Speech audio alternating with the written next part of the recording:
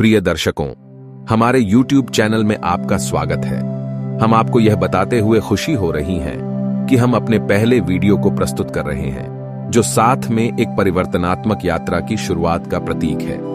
इस चैनल के भीतर हम जीवन के अमूल्य सिखों की खोज में निकलने के लिए तैयार हैं। हम आपको इस समृद्धि से भरपूर अनुभव का हिस्सा बनने की प्रेरणा देते हैं कि आप हमारे चैनल को सब्सक्राइब करें, इस चैनल को और बेल आइकन दबाएं। इस तरीके से आप हमारी शेयर करने वाली ज्ञान की किसी भी जानकारी से वंचित नहीं रहेंगे। आज के वीडियो में हम एक बड़े महत्वपूर्ण विषय में प्रवेश कर रहे हैं, क्रोध और भावनाओं को मास्टर करने की कला।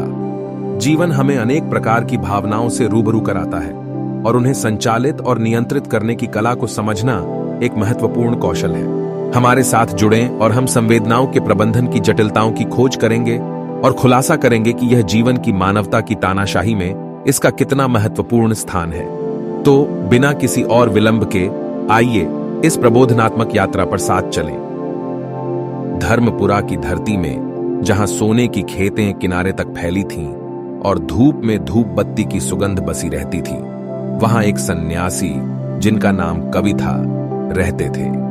कवि अपनी गहरी बुद्धि और मृदु मनोबला के लिए प्रसिद्ध थे, लेकिन उन्होंने एक ऐसे व्यक्तिगत संघर्ष का सामना किया जिसने उनकी आंतरिक शांति को भी परीक्षण किया।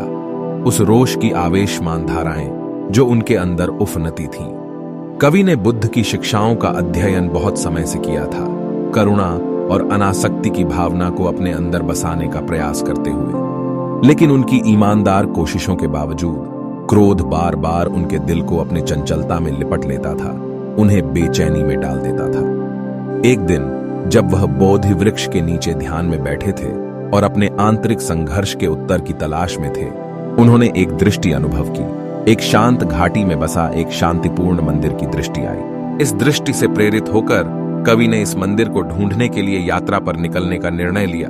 अपने आंतरिक कंपास और हवाओं की धड़कनों के संग चलते हुए उनकी यात्रा उन्हें हरित जंगलों से लेकर शांत नदियों और ऊंची पर्वतों के रास्तों पर ले गई। हफ्तों की खोज के बाद उन्होंने एक छिपी हुई घाटी पाई जो झूलते पहाड़ियों में समाहित थी और सुनहली सी रोशनी में लिपटी हुई थी। वहां सुगंधित बगीचों और बुलबुले गागरों के बीच उस दृष्टि के मंदिर खड़े थे, एक गहरी शांतिपूर्णता का स्थान। मंदिर को ज्ञान, क्षमा और आंतरिक शांति के प्रतीक रूप में सजाया गया था। कवि मंदिर में प्रवेश करते ही वहां के ज्ञानी सन्यासी भगवान सोम ने उनका स्वागत किया, जिनकी आंखों में अनगिनत सूर्योदयों का आभा था। भगवान सोम ने विशाल हंसी के साथ कवि का स्वागत किया। आपका स्वागत है प्रिय यात्री, उन्होंने कहा। मुझे लगता है कि आप अपने दिल की आंधी में उत्तर ढूंढ रहे हैं। बैठिए, हम चाय और कहानियां साझा करें। सुगंधित चाय की कपों के बीच कवि ने भगवान सोम के साथ अपनी आंतरिक शुद्धता की बात की। पूज्य भगवान, कवि ने इजहार किया, मैंने बुद्ध की शिक्षाओं को अपने जीवन का ध्यान दिया है, लेकिन मुझे क्रोध से लड़ने में कठिनाइयों का सामना करना पड़ता है। मैं इस आंतरिक युद्ध को कैसे जीत सकता हूं? भगवान सोम ने ध्यानपूर्वक सुना, उनकी दूर की पर्वतों पर टिकी रही नजरों के साथ। मित्र, क्रोध एक सामान्य मानव अनुभव है, उन्होंने आरंभ किया। यह आग है जो हमें निगल सकती है या हमें ज्ञान की ओर प्रकाशित कर सकती है। कुंजी उसकी प्रकृति को समझने में है और उसे समता के साथ गले लगाने में। कवि को आकर्षित करते हुए कवि ने पूछा, लेकिन मैं क्रोध को कैसे गले लगा सकता हूं बिना उसके प्रकार को समझने के?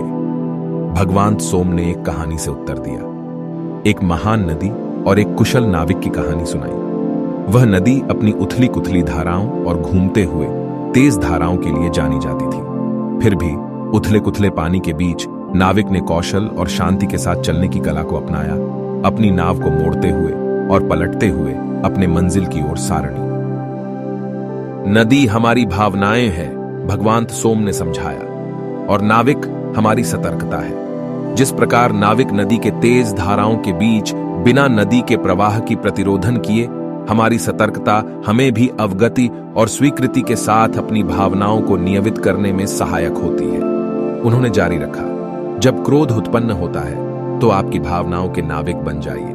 क्रोध की धाराओं को निर्णय या आसक्ति के साथ देखें। सांस लें और उसे आपके माध्यम से बहने दें। क्रोध को न दबाएं और न ही उसमें लीन हो। इसके माध्यम से आप संतुलन, और अनासक्ति की स्थिति को प्रतिष्ठित करते हैं, एक स्थिति जिसमें संतुलन और अटैचमेंट नहीं होता है।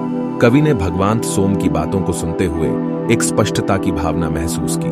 उन्होंने जान लिया कि क्रोध से की जाने वाली लड़ाई उसकी मौजूदगी के प्रति उनकी प्रतिरोध की ओर से उत्पन्न होती है। भगवान सोम की बुद्धिमत्ता ने उसे उसके अस्तित्व को बिना उसके को कब्जे में आने देने के एक मार्ग की दिशा में प्रकट किया। भगवान सोम के मार्गदर्शन में कवि ने नई आत्मा से साथ साथ मानसिकता और ध्यान का प्रयास किया। उन्होंने देखा कि जैसे ही उसका क्रोध उत्पन्न होता, वह उसकी दृष्टि में आता, न तो उसकी बुराई में चिपक जाता और न ही उससे दूर भागता। धीरे धीरे उसने अपने अंदर की एक जगह की खोज की, एक शांति की जगह, जहां क्रोध को मान्यता दी और उसे बिना बादलों की तरह आसमान में से होकर जाने दिया। हफ्ते थे महीने में बदल गए और कवि का आंतरिक परिदृश्य बदल गया।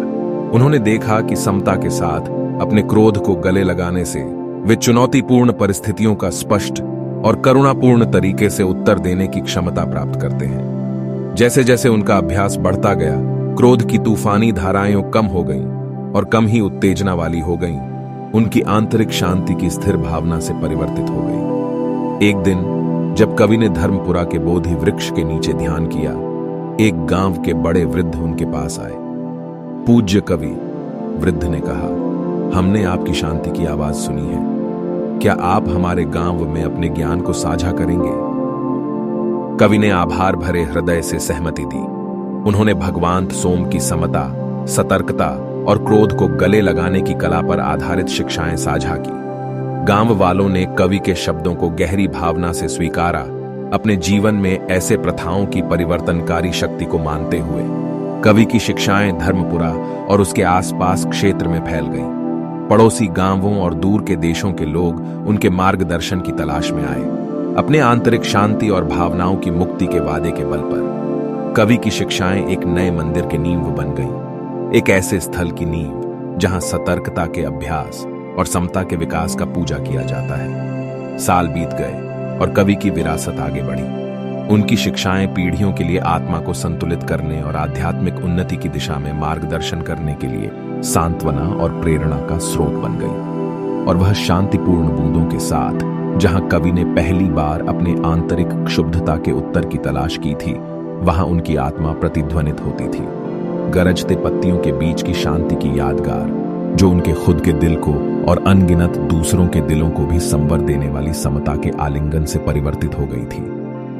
और इस प्रकार कवि की कहानी, जिन्होंने एक नाविक की तरह क्रोध की धाराओं का संवाहन करना सीखा और सतर्कता की बुद्धिमत्ता से विश्व भर के समयों और संस्कृतियों में हमारी भावनाओं की तरंगों का सफलतापूर्ण सामर्थ्य से पारियायिक हुई, एक ऐसी यादगार बात है जो समता के साथ हमारे भावनाओं को आलिंगन करके हमें जीवन की उथल पुथल में भी शांति की स्थान पा सकते हैं। यह कहानी एक गहरे मोरल को आवेश करती है, जो संस्कृतियों और समय के साथ साझा होने वाला है। आवश्यकताओं और समता के साथ हमारी भावनाओं के तरंगों को ध्यान और समता के साथ नेविगेट करने के लिए एक सबक। यह कहानी हमें दिखाती है कि हम क्रोध जैसी भावनाओं को गले लगाकर उनके प्रज्ञान और स्वयं जागरण के साथ कैसे परिवर्तन कर सकते हैं। जैसे कि कुशल नाविक अपनी नाव को तरंगों के बीच साहसी और ग्रेस से मार्गदर्शन करता है, हम भी अपनी भावनाओं के चुनौतियों का सामना करके उन्हें दृष्टि से देखने और स्वीकार करने की कला का अभ्यास करके उनसे निपट सकते हैं। मानसिकता,